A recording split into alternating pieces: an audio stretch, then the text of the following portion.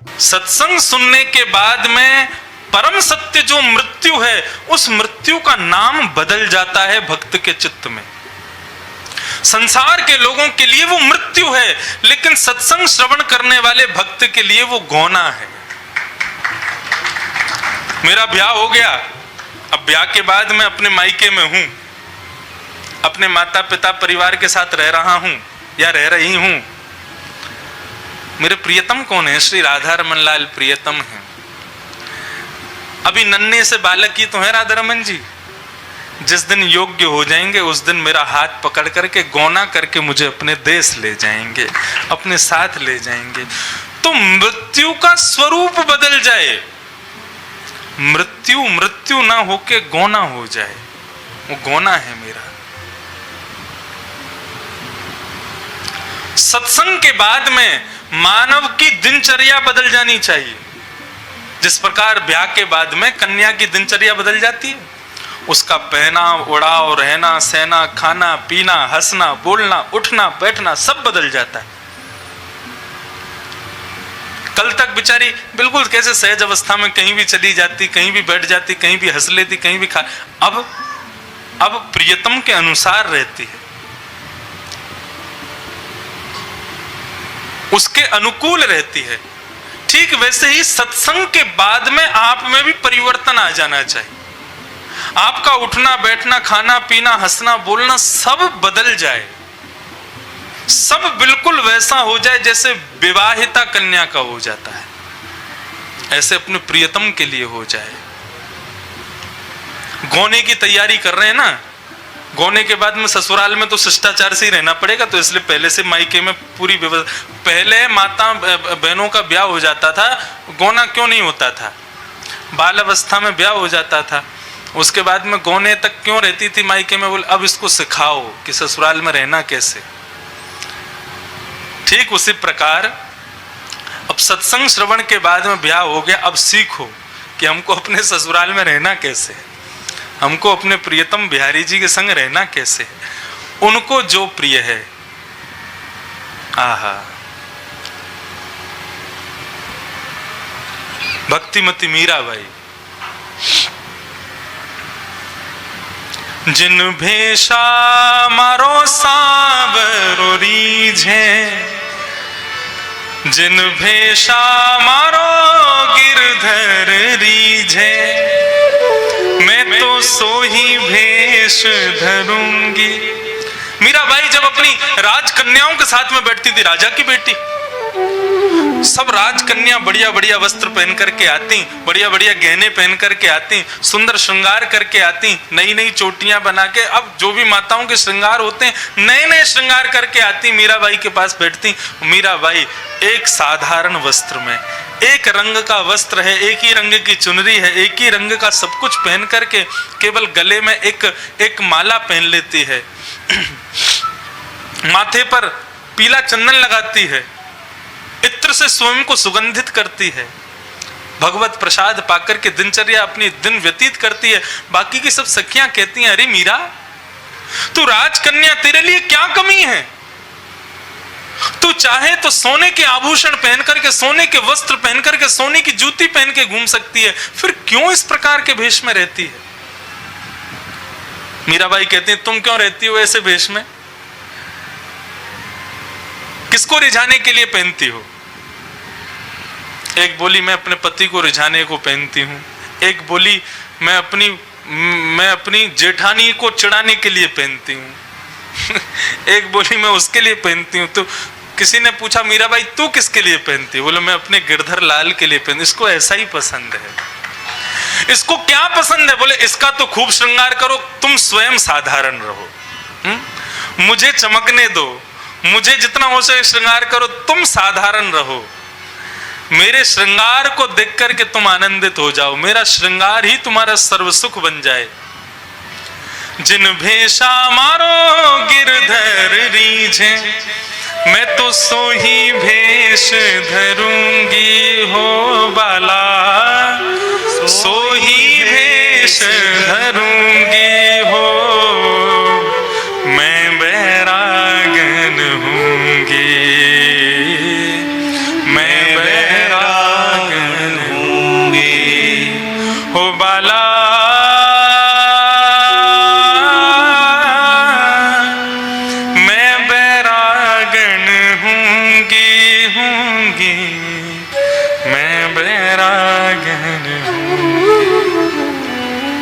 बैरागन रहूंगी। क्यों?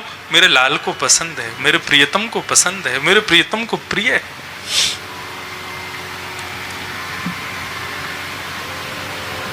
मीराबाई।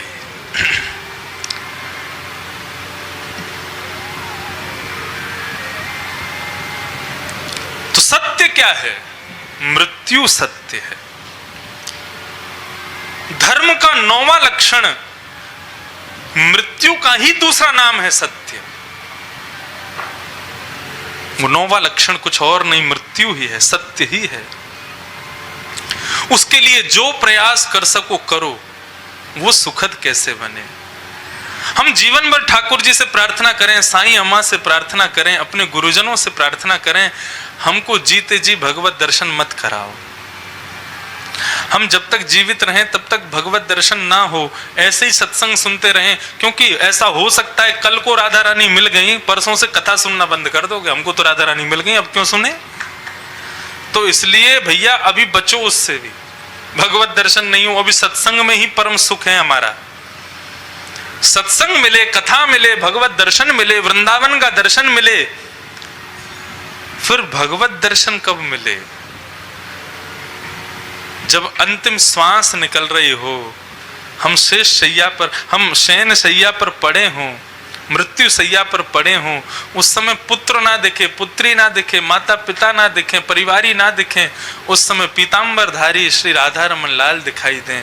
केवल अंतिम श्वास में हमारे प्रियतम जिनसे हमारा ब्याह हो चुका है वो हमारा हाथ पकड़ने आ जाएं, हमें गौना करके अपने साथ ले जाने आ जाएं। बस यही हमारा जीवन बन जाए। उस सत्य की प्राप्ति के लिए जो करना पड़े वो करो, यही धर्म का 9वां लक्षण है।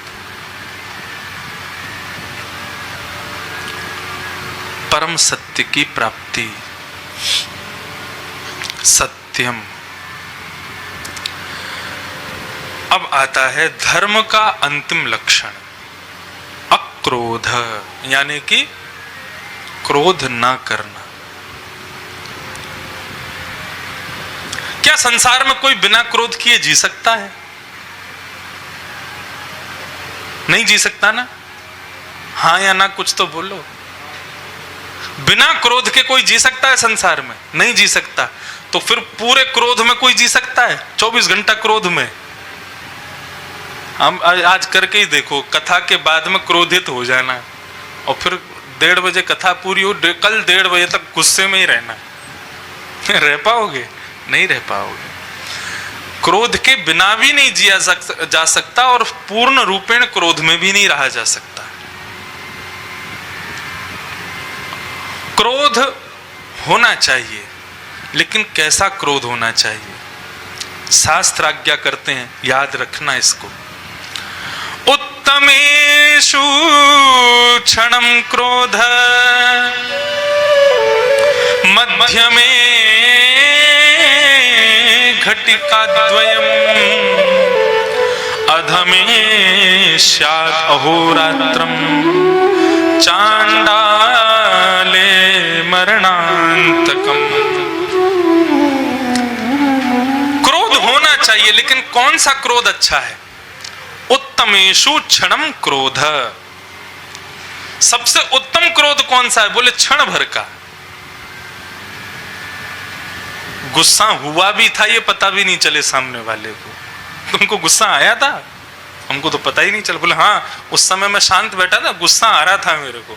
वाह भैया, हमको तो पता ही नहीं चला। कईयों के गुस्सा ऐसे होते हैं कि अड़ोसी पड़ोसी क्या पूरे देश को पता चल जाए उसको गुस्सा आ रहा है। अच्छा, गुस्से कई अलग अलग प्रकार के होते। कई लोगों के गुस्सा ऐसे होते हैं, उनको लगता है मैं गुस्सा हूं, सबको पता चलना चाहिए। और उस समय यदि उसको कोई नजरअंदाज कर दे, किसी को गुस्सा आ रहा हो और उस समय कोई उसकी तरफ ना देखे और सहज, तो उसको और गुस्सा आ जाता है। इसको पता नहीं चला मुझे गुस्सा आ रहा है। गुस्से के बड़े बड़े रूप होते हैं। कई लोग, एक माता जी की बेटे का ब्याह हुआ तो बहू आई नई घर में। 3 दिन से मैं यहाँ कथा करने आया, रोज मुझको चुटकुला सुनाया जाता। अब मैं भी सुना के जाऊंगा एक। जब हम यहाँ से जाते तो हमको कोई ना कोई एक चुटकुला सुनाया जाता है। ये भी यहाँ की प्रथा है कि जो महाराज जी आवे उनको हंसाया जाए। मतलब ऐसी ऐसी सुंदर आपकी व्यवस्था हमको बहुत बढ़िया लगी। लेकिन महाराज ये यहाँ की प्रथा है, कई जगह चुटकुला सुनाने पर गुस्सा हो जाते हैं महाराज जी। हमको चुटकुला सुना रहे हो, हमारी गरिमा महिमा का कोई ध्यान नहीं है। तो एक माता जी, उनकी बेटे का ब्याह हुआ, तो ब्याह होने के बाद उनकी जो बहू आई,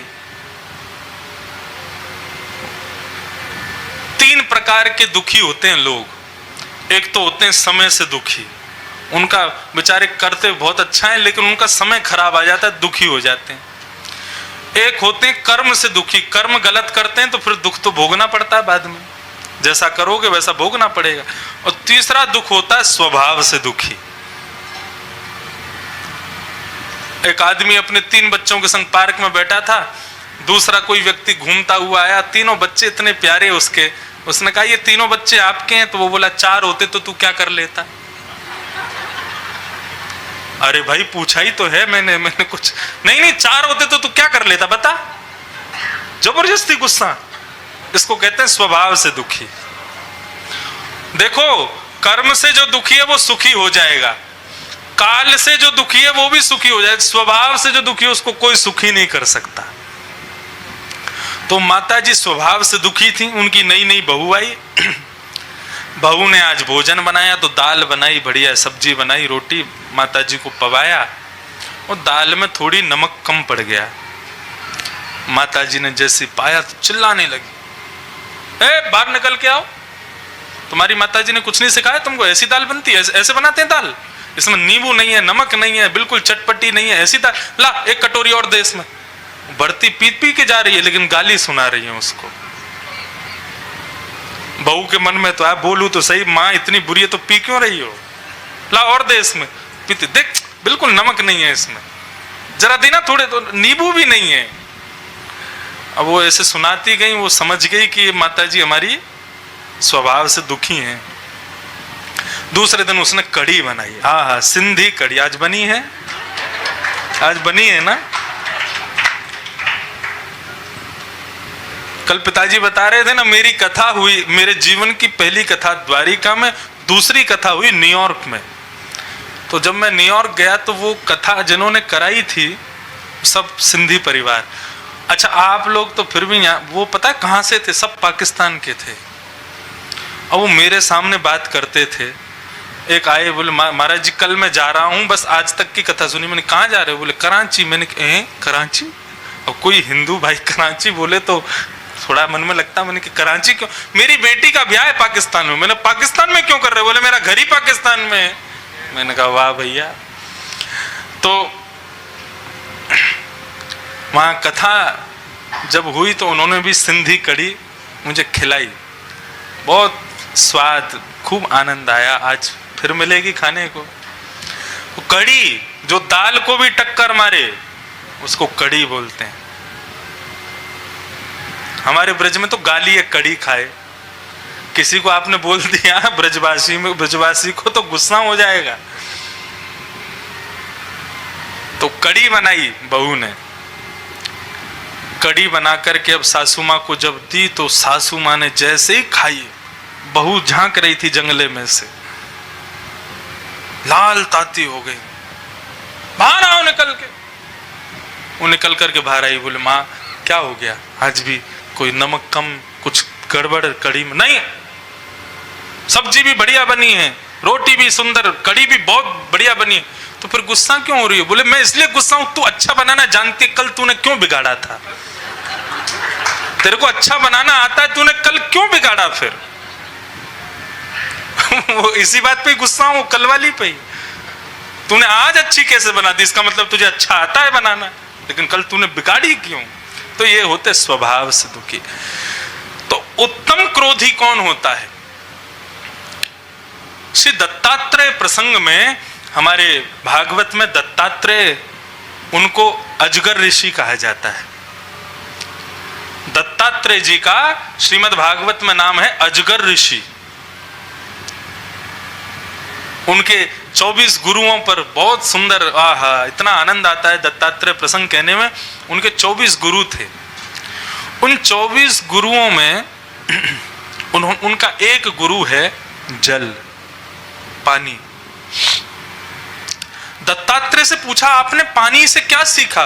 बोले मैंने पानी से यह सीखा उसको कितना भी गर्म कर दो, जैसे ही ताप से हटाओगे वो अपने आप ठंडा हो जाता है। मानव को जल की तरह क्रोधित होना चाहिए। स्थिति गर्म है तो गर्म हो जाओ, लेकिन उस स्थिति से निकलने के बाद जल की तरह शांत हो जाओ। कई लोग कैसे होते हैं, स्थिति में भी गर्म और स्थिति खत्म हो गई फिर भी उनकी गर्माहट खत्म ही नहीं हो रही है, वो फिर भी गर्म ही रहते हैं। नहीं, क्रोध कैसा होना चाहिए? क्षण भर का, किसी को पता भी ना चले कि आप क्रोध हुए, इसको कहते हैं उत्तम क्रोध। इतना क्रोध तो सब में होना चाहिए, क्षण भर वाला, जल वाला, कि ताप से दूर हुए नहीं कि अपने आप ठंडे हो गए। और मध्यम क्रोध कौन सा होता है? घटिकत द्वयम, 2 घड़ी तक गुस्सा रहता है। एक घड़ी में शायद 45 मिनट होते हैं, क्या कितने, 24 मिनट की एक घड़ी, तो 2 घड़ी तक गुस्सा, ये होता है मध्यम क्रोधी का लक्षण। ये भी ठीक है, इतना गुस्सा भी ठीक है। लेकिन इसके बाद में आता है अधम। अधम व्यक्ति का गुस्सा कहता है, बोले अधमेश्यात अहोरात्रम, वो एक रात्रि गुस्सा रहता है, पूरी रात निकाल देता है गुस्से में। ऐसे व्यक्ति को अधम माना जाता है। और चांडाल प्रवृत्ति का कौन होता है? बोले पूरा जीवन निकाल देता है क्रोध में, उसको चांडाल कहते हैं।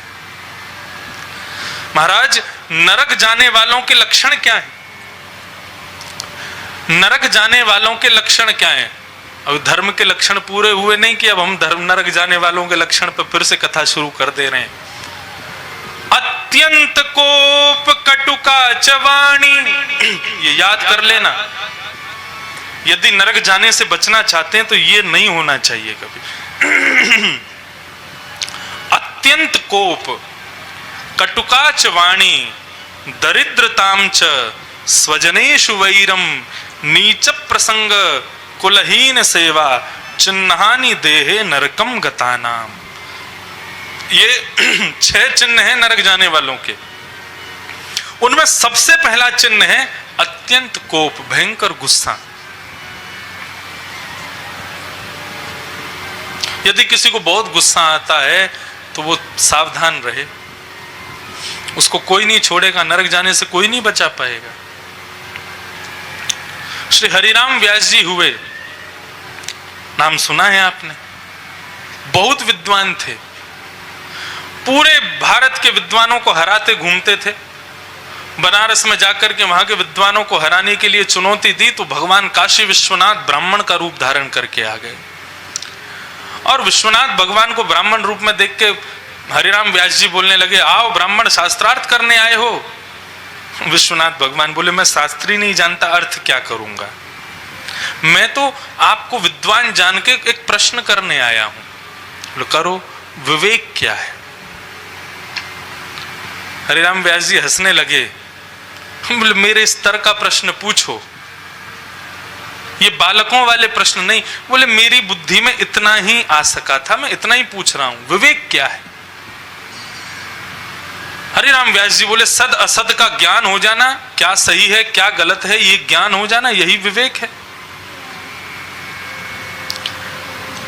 काशी विश्वनाथ भगवान बोले, आप विवेक युक्त हो गए हो? मतलब क्या कहना चाहते हो तुम?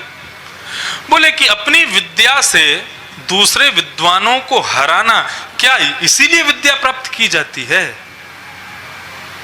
हम शास्त्र वेद पुराण आदियों का पठन इसलिए करते हैं ताकि और जो लोग पढ़े हुए हैं उनको मैं हरा सकूं, इसलिए पढ़ा आपने। क्या यही विवेक है आपका कि बेचारे ब्राह्मण जो बड़ी मुश्किल से अपने जीवन यापन करते हैं, अपने परिवार का पेट पालते हैं, उनको हराने के लिए, उनको नीचा दिखाने के लिए आप विद्वान बने हो? यही विवेक है आपका? हरिराम व्यास जी चरणों में गिर गए, आप कौन हो? आप ब्राह्मण नहीं हो, कौन हो मुझे बताओ। इतने में ही भगवान शिव प्रकट हो गए और भगवान शिव ने कहा कि संसार में दूसरों के हृदय को क्षोभ यदि विद्या से भी पहुंचा रहे हो ना, तो विद्या भी श्रेयस्कर नहीं है।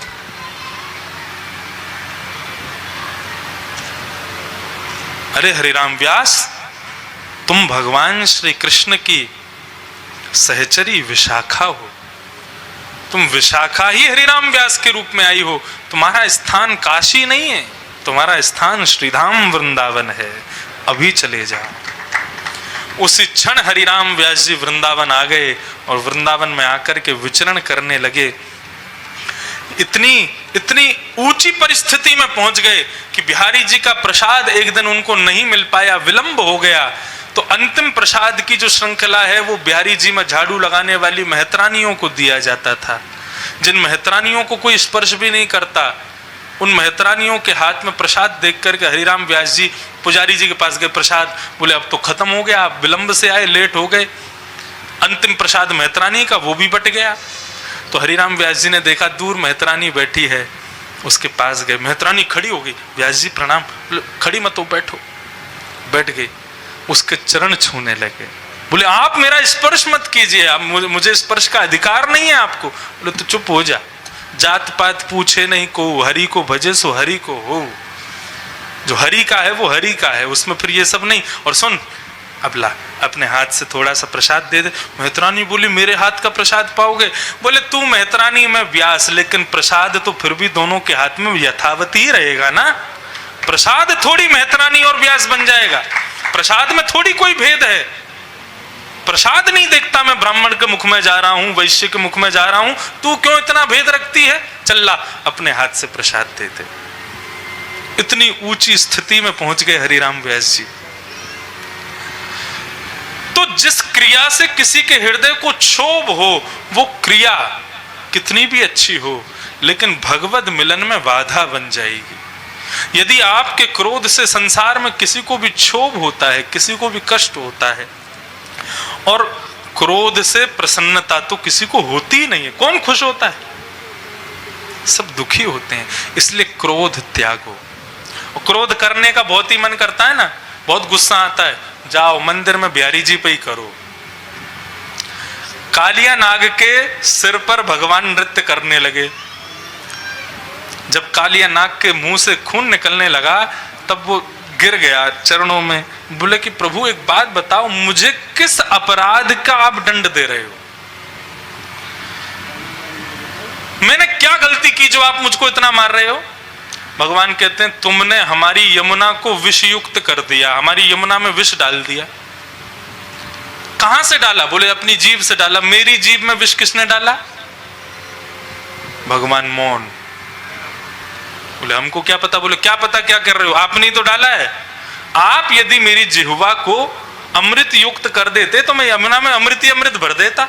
आपने मुझको क्रोधी बनाया, मेरी जीभ में विष आपने डाला और सजा मुझको दे रहे हो। काली, बाली और बली, ये तीन ऐसे भगवान के भक्त हुए जिन्होंने भगवान का भी मुंह बंद कर दिया। भगवान बोले अब ज्यादा बात मत बनाओ। बोले अब तो फंस गए ना, इसलिए मेरे पीछे पड़ोगे। ऐसे भगवान से कह दो, बिहारी जी से कहो, ये मेरे मति में क्रोध कहां से आया? तुमने ही डाला है। अब संसार में किसी पर बेटा गलत करेगा तो भी गुस्सा तुम पर होंगी, पति गलत करेगा तो भी गुस्सा तुमको ही सहना पड़ेगा। मीराबाई यही तो करती थी, उनके संग कोई भी कुछ करता था ना, वो जाके अपने गिरधर लाल को सुनाने लग जाती थी। क्रोध भी करो तो उन पे ही करो। एक माताजी ठाकुर जी की सेवा करती थी, एक दिन पांव टूट गया उनका, तो वैद्य आदियों ने आकर के पलस्तर लगा दिया। बोले मैया 21 दिन तक अब इसको हटाना नहीं। बोले 21 दिन तक हटाऊंगे नहीं, कल सेवा कौन करेगा? बोले सेवा कोई और कर दे। बोले नहीं, पलस्तर चढ़ाओ मत। बोले पलस्तर नहीं चढ़ेगा तो हड्डी नहीं ठीक होगी। बोले अरे जिसने तोड़ी है वो ठीक करेगा इसको, मेरे को मंदिर में लेके चलो। मंदिर में गई, सामने ठाकुर जी की मूर्ति खड़ी थी। मैया घूरने लगी। बोले चौरे लाला तेने मेरी हड्डी कैसे तोड़ी? ठाकुर जी शांत खड़े, नहीं बोलेगो? तेरी सेवा में कोई कमी छोड़ी मैंने? इतने बढ़िया भोजन बनाऊं, इतने बढ़िया श्रृंगार करूं, इतने बढ़िया वस्त्र धराऊं, सब तेरी सेवा में इतना बढ़िया बढ़िया करूं, बाकी बात तू मुझको ये दे रहा है, मेरा पाम तोड़ दियो, चल ठीक कर याकू। ठाकुर जी हिले नहीं। मैया बोली ऐसे ना है माने को, पर्दा लगाओ, पर्दा लगाओ, सब बाहर जाओ यहां से। सब बाहर गए तो मैया ने एक पत्थर उठाया, बोले या तो मेरो पाम ठीक कर, नहीं तो तेरो पाम मैं तोड़ूं। जैसे ही पत्थर उठा के ठाकुर जी को दिखाया, इतने में ही मैया का फ्रैक्चर ठीक हो गया। तो क्रोध भी हो, क्रोध आता है बहुत, इसको शांत करने का एक ही उपाय है, संसार की जगह ठाकुर जी पे करो। क्रोध करते करते आंखों से आंसू आ जाएंगे और एक दिन ऐसा आएगा कि आपके क्रोध को सुनकर के ठाकुर जी आपको मनाने आ जाएंगे। एक बार सूरदास जी को गुस्सा आ गया था भगवान पे। तुलसीदास जी आए और तुलसीदास जी आके सूरदास जी से कहने लगे, बोले टेढ़ी टांग वारी को छोड़ो, हमारे धनुषधारी राम की शरण में आ जाओ। सूरदास जी बोले, मन श्याम तमाल पे अटक गया है, अब कहीं नहीं जाएगा। बोले फिर भी बड़े तो हमारे रघुनाथ जी रहेंगे। बोले देखो हम कोई कंपैरिजन तो करते नहीं बड़े छोटे का, लेकिन भैया तुम्हारे माटी के मथोनाते तो बढ़िया हमारो श्याम सुंदर ही है। तुलसीदास जी बोले आज तुल के देख ही लो कौन बड़ा है। तुलसीदास जी और सूरदास जी दोनों पहुंचे। एक तराजू में तुलसीदास जी एक तरफ बैठ गए, जय हो मेरे श्री सीताराम, दूसरी तरफ सूरदास जी बैठ गए, जय हो मेरे गोपाल जी। जैसे ही तराजू ने तुलना शुरू किया, एक समय आया तुलसीदास जी का पल्ला नीचे, सूरदास जी लटक गए ऊपर। तुलसीदास जी बोले हम तो पहले ही कह रहे थे हमारे रघुनाथ जी ज्यादा बलवान हैं, ज्यादा बढ़िया हैं, बड़े हैं, और आप तो मानते नहीं हो, देखो लटक गए ना ऊपर। सूरदास जी को आया गुस्सा, अपने पल्ले से उतर करके कुटिया में आए। गोपाल जी गोद में बैठे थे, ठाकुर जी की प्रतिमा थी, उसको कोने में रख दिया और गुस्सा होके बैठ गए। बोले आज ना तुमको भोजन मिलेगा, ना पानी मिलेगा, ना सुलाऊंगा, ना सेवा करूंगा, ना राग सुनाऊंगा, चुपचाप बैठे रहो कोने में।